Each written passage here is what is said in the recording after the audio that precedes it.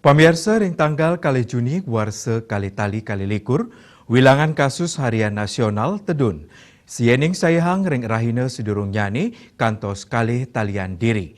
Wilangan kasus anyar mewali penyiwan diri di sampun petang rahina kali talian diri.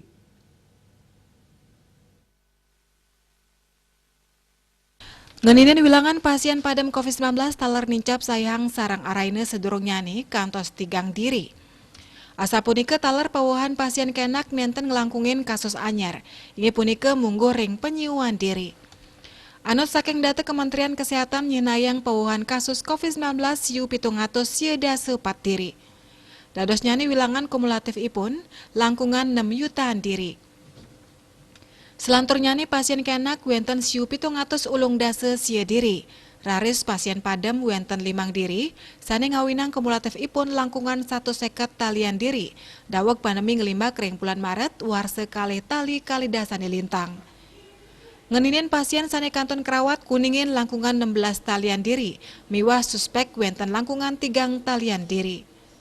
Bali Pos Nguningayang.